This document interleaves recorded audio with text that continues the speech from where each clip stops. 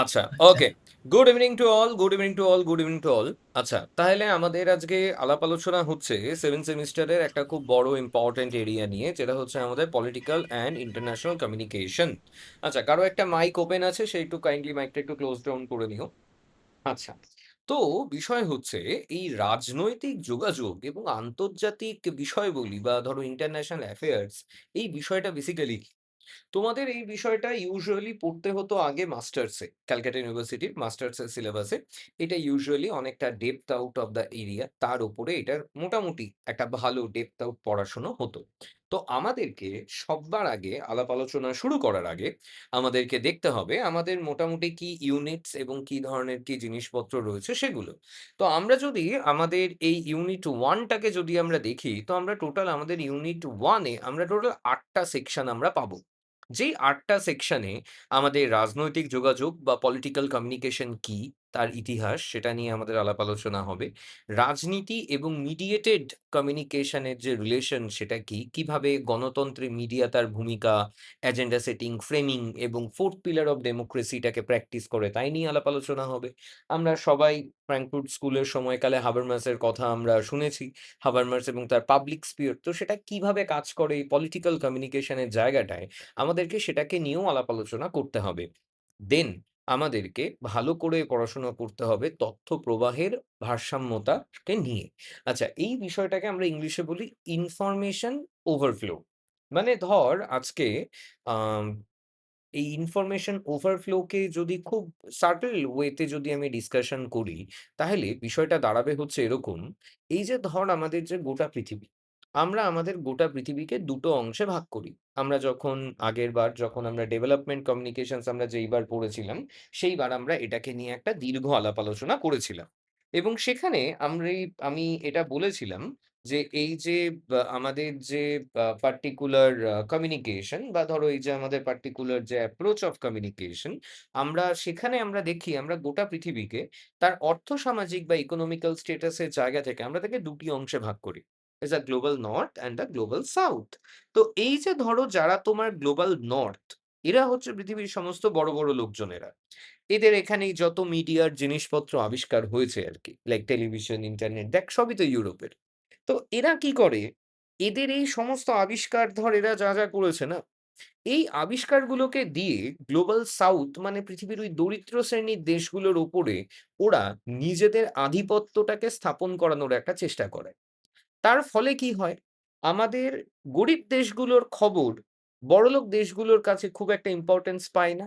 তাই মিডিয়াগুলো দেখায় না। কিন্তু ব্রিটিশদের যদি অল্প কিছু একটা ঘটনা ঘটে, সেটাকে এই গরিবের দেশগুলোতে অনেক বড়িয়ে চড়িয়ে তাকে দেখানো হবে। তো যার ফলে কি হবে? তথ্যের যে ভারসাম্যতাটা সেটা ভেঙে যাবে। এবং যখনই আমরা দেখি যে এক পক্ষ বা one subtle type of content বেশি প্রভাবিত হতে থাকে বা প্রবাহিত হয়, তখন আমরা তাকে বলি হচ্ছে তথ্যের ভারসাম্যহীনতা। ওকে? তো সেই জায়গাটা আমাদের এখানে পড়তে হবে। এবং ২য় বিশ্বযুদ্ধের পরবর্তী এবং ২য় বিশ্বযুদ্ধের সময়কালে আমাদের যে শর্ট ওয়েভ মানে রেডিওর যে প্রোপাগ্যান্ডা, রেডিওতে কিভাবে হিটলার তার নিজের প্রোপাগ্যান্ডাকে সেট করেছে বা ধরো আরো অন্যান্য লোকজনেরা তারা কিভাবে সেট করেছে, তাই নিয়ে এখানে আলাপ আলোচনা হবে। দেন আসবে ইউনেস্কো এবং আমরা অলরেডি একবার পড়ে এসেছি যে McBride commission, many voice one world এর রিপোর্টটা কি? ম্যাকব্রাইট কমিশনের সুপারিশ কি ছিল? সেখান থেকে কিভাবে যে আমাদের নন অ্যালাইড নিউজ এজেন্সি পুল বা ন্যানাপ এবং এনডব্লিউআইসিও অর্থাৎ new world information communication order কিভাবে তৈরি হলো? এবং এই তথ্যের অধিকার বনাম স্বাধীনতা এবং আমাদের মিডিয়ার যে ভূমিকা অর্থাৎ রাইট টু ইনফরমেশন এর জায়গা থেকে রাইট টু কমিউনিকেশন এর জায়গা পর্যন্ত ডিসট্যান্সটা আমরা তাকে এই পার্টিকুলার এরিয়াতে কভার করব। তো আমাদের আলোচনার ১ম অংশ হচ্ছে রাজনৈতিক যোগাযোগ কাকে বলে? তো রাজনৈতিক যোগাযোগ বা পলিটিক্যাল কমিউনিকেশন হলো এমন একটি যোগাযোগ প্রক্রিয়া যার মাধ্যমে রাজনৈতিক সংবাদ, তার ধারণা, তার মতামত, তার মূল্যবোধ এবং আদর্শ থেকে, হ্যাঁ, আমাদের উৎপাদক, হ্যাঁ, এবং গ্রাহিতা পর্যন্ত সেটা প্রভাবিত হয়। এবার এতে রাজনৈতিক আচরণ, রাজনৈতিক সিদ্ধান্ত গ্রহণ এবং ক্ষমতার যে বৈধতার উপরে যে প্রভাব, সেই প্রভাবটাকে আমরা এখানে নিয়ে আসি। এবং এখানে একটা খুব বড় বিষয় আছে। এখানে আমাদের আ ড্যান নিমোর একটা খুব ভালো কোটেশন আমার মতে এই রাজনৈতিক যোগাযোগ যখন আমরা লিখব, আমরা তাতে ব্যবহার করব। যে রাজনৈতিক যোগাযোগ হলো রাজনৈতিক নেতা ও জনগণের মধ্যে একটা আনুষ্ঠানিক বার্তা বিনিময়। উনি এই কথাটা বলেছিলেন। কার্ল ডয়েচ আবার আরেকটু এগিয়ে বললেন যে, "দেখো রাজনীতি হলো সিদ্ধান্ত গ্রহণের এমন এক ক্ষমতার জায়গা এবং যোগাযোগ হলো সেই সিদ্ধান্তর একটা বাহক মাত্র।"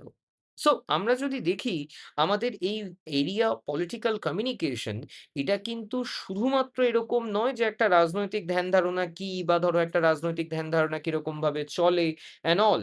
একটা রাজনৈতিক ধ্যান-ধারণাকে আমরা মানুষজনেদের মধ্যে একটা সম্পর্কের মতো করে আমরা তোর কাজ করি। এবং আমরা যদি দেখি এই যে ধর বিভিন্ন যে প্রতিষ্ঠান, রাজনৈতিক দলগুলো রয়েছে, তারা মিডিয়াকে কেমনভাবে ব্যবহার করে ইনফরমেশনস গুলোকে আমাদের কাছে পৌঁছানোর জন্যে। তারা কি, কি প্রসেসকে ইউস করে আমাদের কাছে নিজেদের বক্তব্যটাকে সঠিকভাবে যাতে তারা তুলে ধরতে পারে। তার কারণ হচ্ছে মিডিয়ার এটা একটা ভীষণ বড় পার্ট, মিডিয়ার এটা একটা ভীষণ বড় রোলের জায়গা যে একটা রাজনৈতিক দল কিভাবে পার্টিকুলার মানুষের সাথে কমিউনিকেট করবে।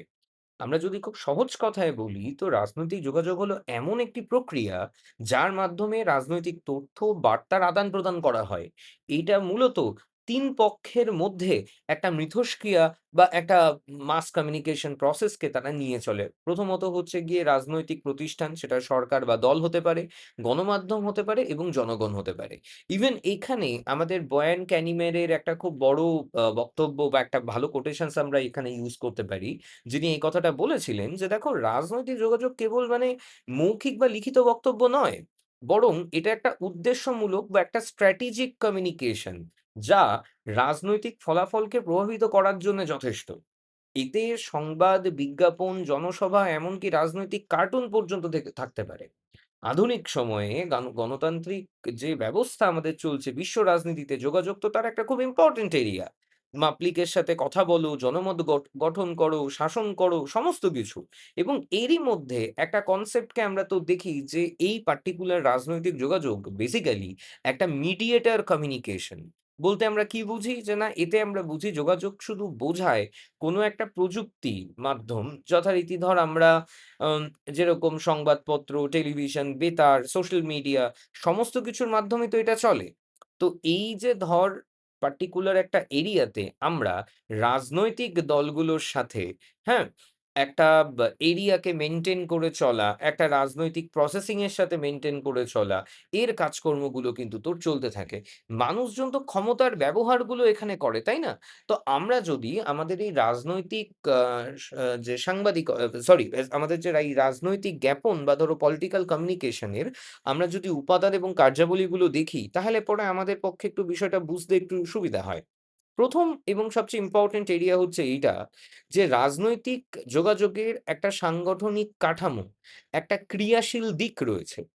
এবং লাসওয়েলের মডেলের যে উপাদানগুলি, সেই ৫ টা উপাদান এই জায়গার ক্ষেত্রে বা রাজনৈতিক জ্ঞাপনের ক্ষেত্রে সরাসরিভাবে আমরা ব্যবহার করতে পারি। যেমন কি? যেমন ধরো হচ্ছে গিয়ে তোমার লাসওয়েলের মডেলে আছে হচ্ছে প্রেরক বা সেন্ডার। রাজনৈতিক দল, নেতা, সরকার, গণমাধ্যম হচ্ছে প্রেরক।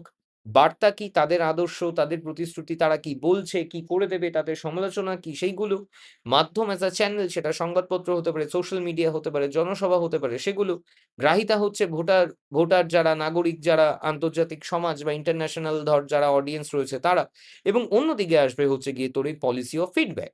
এই পলিসি অফ ফিডব্যাকে ভোট, আন্দোলন, মতামতের কার কি রয়েছে সেই সমস্ত বিষয়গুলোকে নিয়ে এখানে আলাপ আলোচনা করা হবে। এবং এর পরিধি বা এর স্কোপ কি?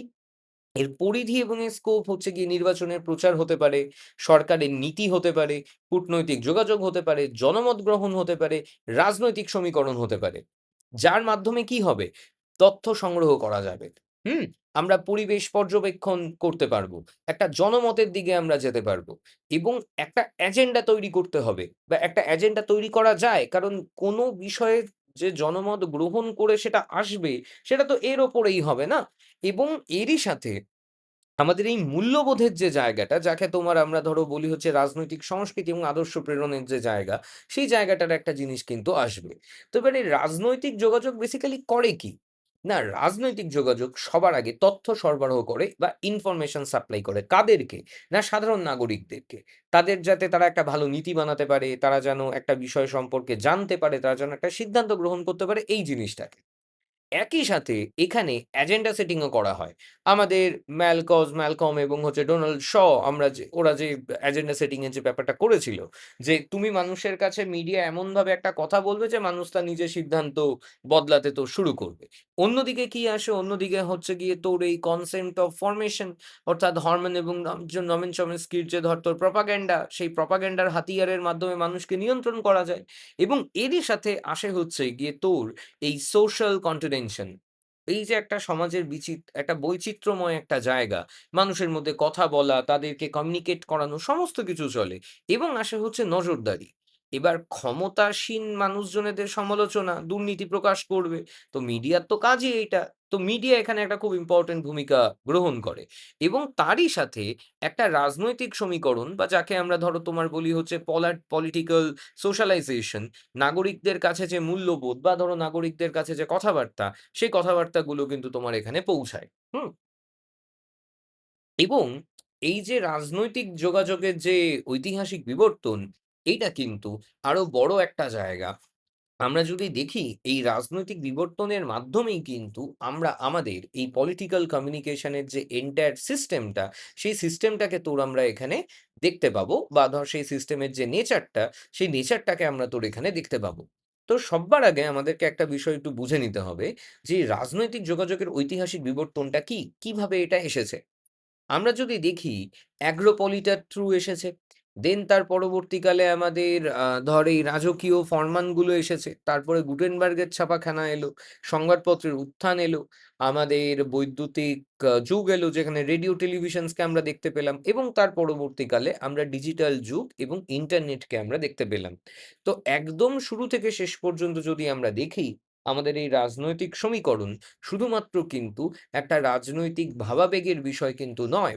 এর মধ্যে একটা জ্ঞাপন প্রক্রিয়া জড়িয়ে রয়েছে বা একটা কমিউনিকেশন প্রসেস জড়িয়ে রয়েছে, যেটা প্রপারলি না থাকলে পরে আমরা তাদের সিস্টেম অফ কমিউনিকেশনটাকে প্রমিনেন্টলি কখনোই আমরা কিন্তু নিতে পারবো না।